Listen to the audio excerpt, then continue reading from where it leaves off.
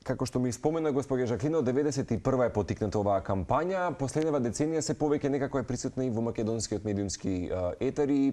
Вистина ми е драго што можеме повторно да глорифицираме оваа тема. Апропо изминативе години, кампањата 16 дена активизам против родово базирано насилство се одбележува и во Македонија под покровителство на семејството агенции на Обединетите нации во соработка со своите партнери делегација на Европската унија и мисијата на ОПСЕ во Скопје. Целта на кампањата и понатаму е потик на глобално и регионално ниво да се подигне општествената свест во борбата за спречување на родово базирано насилство. Се случува секоја година во текот на овие 16 дена активизам во период помеѓу 25 ноември, тоа е меѓународниот ден за елиминација на насилство против жените, и 10 декември, меѓународниот ден на човековите права. Годинава кампањата се организира под мотото Охрабрена и заштитена. Жаклина Гештаковска-Алексовска, аналитичарка за програма за родови прашања од Фондот за население на Обединетите нации UNFPA.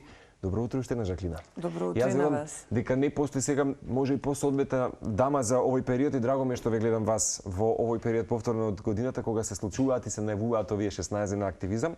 Искрено многу ми е и мило што изминатите години некако и суптилно, јас индивидуално имав прилика да бидам вклучен, па така што точно знам ја знам сензитивноста и суптилноста на оваа кампања.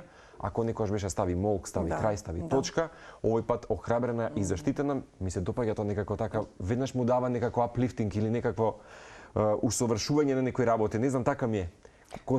Консолидирано убаво некако ова мото. Одлично. Некако за да му се даде убав дух на целиот овој активизам и кампања. И знаете што, дигресија пред да започнеме со разговор, да ги најавиме овие ден, ако не се лажам, од денеска и започнува така. Точно, од денес. Морам да забележам дека ви изминативе години, колку што сум дел од утринската програма на Телма, ако направам некаква моја евалуација и статистика, всушност дека многу повеќе дами ми се соговорници, и драго ми е што доминира, можеби, нели, жената во секој сектор. Можеби веќе кажете, недоволна е присутна во политичкиот дел, во економскиот дел и така, во бизнис секторот. Ама пак, да ви кажам искрено, Екомерс организираше доста дузина конференции годинава, во кои што бев вклучен и како модератор и бев вклучен на тие некои панел дискусии. Можам да кажам дека Македонија не може да не се пофали можеби во регионот за дами кои што не се лидери во својот сектор и дами каде што не се глорифицира можеби жената. Ајде, а кога станува збор за родов јас помеѓу платите, родова нееднаквост и така натаму. Не знам низ ваша призма како долго години аналитичар, можеби експерт во Јас би кажала дека за оваа тема е многу потребно да ги вклучиме мажите. Жените, во другите општествени текови, верувам дека ќе се согласиме дека има и зголемување на нивното присуство и бројот на жени во одлучувачка моќ, но кога зборуваме за превенција и заштита од насилство врз жените, многу е важно да тука можеби немокност постои. Да, за жал, тие традиционални норми на однесување и патриархални норми ги засилуваат нееднаквостите и тоа е основа за понатаму и за насилството.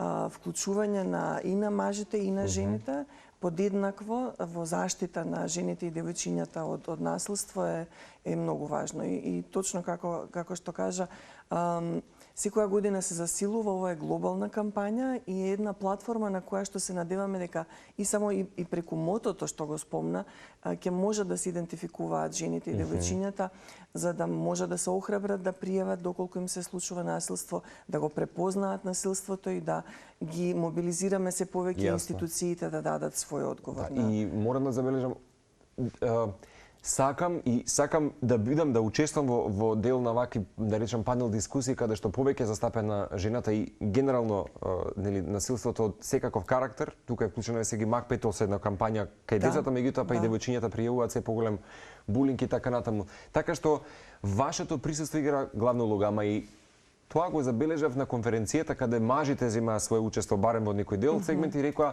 едни без други не можеме, мораме да си помогнеме. Ама кога не подсетија на некои податоци дека Швајцарија, да речеме, како една развиена земја европска, во 70-тите жените речиси да немале право на глас. Македонија во тој период можеби не можела да не се пофали, баш напротив, била лидер во некои работи, за разлика да речеме од Швајцарија како земја. Нели, секоја земја има свој различен пат на воспоставување на системите на родовата еднаквост, но понекогаш доколку не обстоиме на тие начела и норми, тоа може да се најде на маргините на општеството и да не биде толку значено, и затоа е многу значено ова што вие го правите и сите медиуми, за да кампањата биде место каде што ќе можеме да разговараме за тоа дека градењето на односи помеѓу луѓето на ниво на еднаквост е основата за здраво општество, бидејќи од каде потекнува насилството врз жените и девојчињата е поради нееднаквиот статус на жените во општеството. Така е. Апропо и да не забораваме дека и технолошкиот напредок понекогаш за жало возможи на сторителите на насилство врз жените и нели дамите да извршат злосторства од ајде да кажеме некое свое безбедно растојание. Седнати нели зад тастатура и веќе да ги жигозуваат или стигматизираат жените од секој аспект. Да, кога зборуваме за насилство, секогаш прво што паѓа на ум е физичкото насилство, но постојат и психичко. Има насилство преку онлайн или подпомогнато со технологијата. Демнење како една форма на насилство која што одскоро беше препознаена во кривичниот закон, во најновите промени. Сексуалното насилство, принудната стерилизација, принудниот абортус, трговијата со жени, економското насилство, сето тоа се различни видови. Како ги споменувате, сваќаме дека формите се огромни и многу. И за да можеме да реагираме, мораме прво да ги препознаеме како насилство, а она што го спомна, што најмногу зема замав во последниот период, како дигитално или онлайн насилство е нешто што многу треба да работиме на тоа и кај помладите генерации да можат да го препознаат и да можеме да реагираме. Апропо и добро што споминавте, бидејќи самиот интернет подиум понуди всушност од тој спектар на можности, тука беше, ако не се лажам, и Биди безбедна апликација која што нели имаше фино беше склопена за да речам жените да го пријават всушност истото насилство. Тука би ја споменала и кампањата на Фондот за население на Обединетите нации Body Right. Таа се однесува на правото да го поседуваме нашето тело на онлайн просторот. Односно, ако јас сега направам плагијат на некоја песна или ако превземам недозволено делови од некое дело, јас ќе бидам има основа за кривично дело на плагијат. А кога некој ќе ја сподели мојата слика онлайн без моја согласност, тоа се уште ниту е доволно регулирано, ниту е доволно санкционирано. Најчесто алибито е штом сте ги појавиле вашите фотографии на социјални медиуми, тогаш значи дека светот може да ги превземе. Без дозвола нели да авторот во тој случај. Затоа постои собствен профил, нели ми имено на некој начин. Така, да. Простете, вака се направивме дигресија, ама сосема добар вовед за тоа што и долги години сте вклучени во сите овие да речеме сектори. Како што кажавме, започна официјално и кампањата, меѓународна кампања за 16 активизам против родово базирано насилство. Ако ве прашам годинава, ајде да не збориме сега со датуми или годинава, ако речеме дека е 9-та поред, на што ќе се фокусира годинава? Кои ќе бидат прашањата, госпожа Жаклина? Мотото на оваа кампања е да се обединиме и да инвестираме во превенција на насилството врз жените и девојките. Што значи инвестирање не само човечки капитал, туку и материјално инвестирање и финанси, и кај јавниот сектор и кај приватниот сектор, но и поддршка на граѓанските организации. Многу е важно да можеме да постојано и да го развиваме системот за заштита на жени од насилство, тој систем да има услуги кои што им се на располагање, дали е тоа психосоцијална поддршка, дали се тоа шелтер центри, дали е тоа бесплатна правна помош или било каков тип на услуга што на жртвите им е потребна, за тоа се потребни и финанси.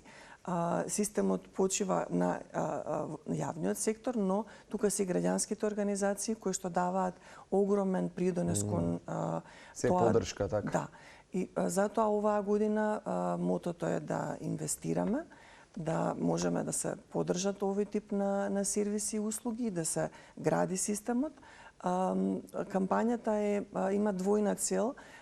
Прво да може преку ваков тип на разговори да се отвори темата и луѓето да се обединат околу таа многу важна социјална тема, превенција и заштита од насилство.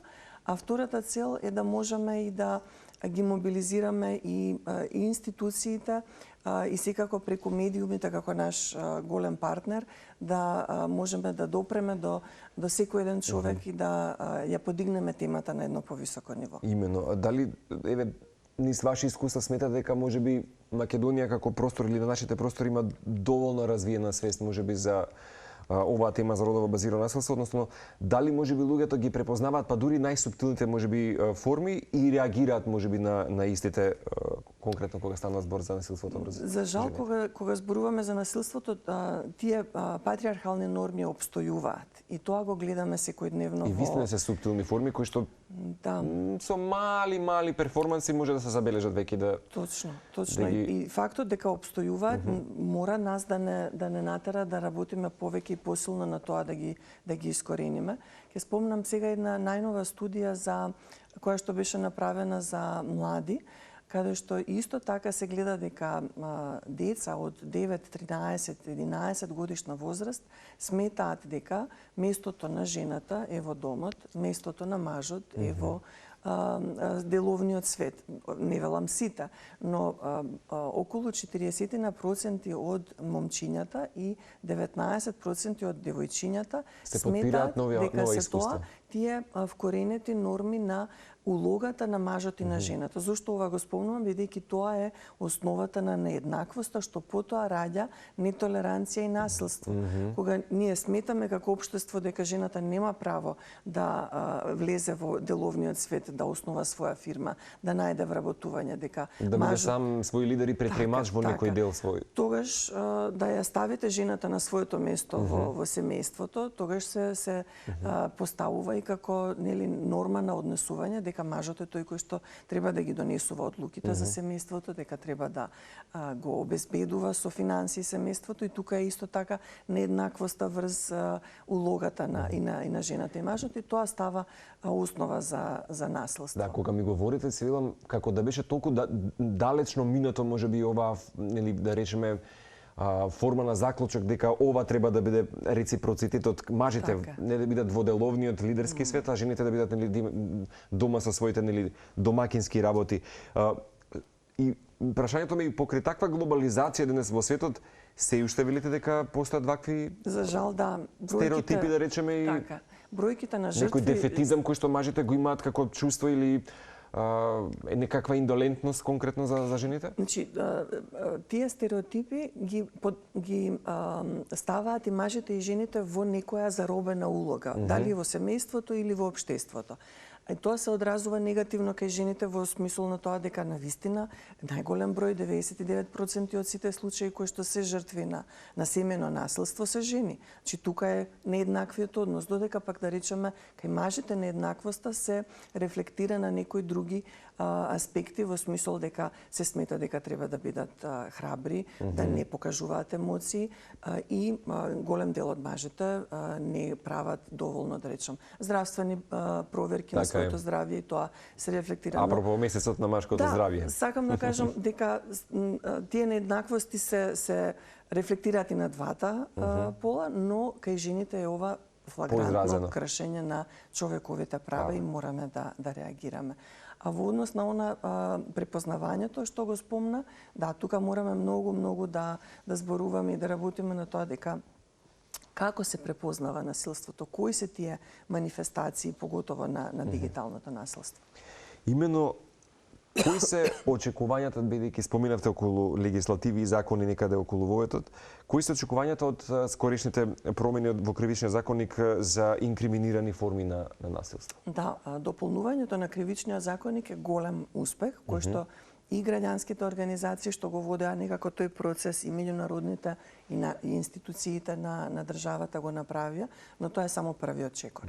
Мораме сега, откако се криминализира, например, демнењето или насилството преку онлайн просторот, мораме многу повеќе да го препознаваме, да го пријавуваме и да го санкционира системот, затоа што и судскиот систем и целата таа една машинерија која што треба да ги препознае овие типови на насилство, да може и ние како граѓани кога го пријавуваме да знаеме како да го докажеме и како да можеме да ја потекнеме таа правна постапка, тоа недостасува. и недостасува охрабрување, бидејќи во најголемиот случај кој што ние го имавме на онлайн насилство, јавна соба, сторителите не се санкционирани по тоа кривично дело, туку само по делото кривично дело детска порнографија, што во овој случај. Уште една многу кревка тема. Дали кога го споменавме кривичен законник, секоја година се надополнува токму поради со засилувањето на кампањата и да се можеби надополни истиот процесот на наменување на легислативата е долг и макотрпен, не е нешто што се случува толку често, но сега е во процес нов кривичен законник, каде што веруваме дека сите овие одредби ќе бидат соодветно рефлектирани за да може да дадат основа да се санкционираат и сторителите. Жаклина, кои се плановите на кампањата вака, можеби годинава? Знам дека има прагматичност и долгорочност и затоа и постои, како рековте 91-та, тоа е веќе речиси и добри 3 децении. Која би била и пораката до оние кои што не следат, за сите оние дами кои што не следат? Да. И оние кои што имаат дами одлични партнери до себе? Така, еднаквиот пристап значи еднаквоста во градењето на релациите меѓу нас луѓето, партнерските релации е основата на еднакво општество. Оваа кампања вечерва почнува со представа која што е наречена работи за кои што не зборуваме. Истата ќе биде повторно одиграна во Штип и во Битола. Каде ќе се одигра вечерва? Вечерва во МОБ, во Македонско Оперева. Оперева, така. Потоа ќе имаме настани во локални заедници каде што со младите ќе зборуваме за типовите насилство и што е тоа кај нив, што представува проблем, да ги слушнаме и младите и што е тоа што треба општеството да направи за да нив ги заштити од насилство. Такви настани ќе имаме во Гостивар, Велес и Битола. Кампањата веруваме дека ќе продолжи и по овие 16 дена. Ние како Фонд за население на Обединетите нации работиме со Министерството за труд и социјална политика и поддржани исто така од британската амбасада за зајакнување на системот за превенција и заштита и преку сервисите кои што се нудат на жртвите, но и работа со сторители, што е многу важна тема, да може да се прекине кругот на насилство не само со тоа што ќе се заштити жртвата, туку и со тоа што ќе се социализира сторителот за да не најде друга жртва следниот ден. Една многу важна тема е реинтеграција на жртвите, да се обезбеди нивно економско зајакнување, за да можат да се вратат во општеството посилни и поздрави. Пораката што би можела да ја пренесаме, да се обединиме сите во заштита на жените и девојчињата од насилство.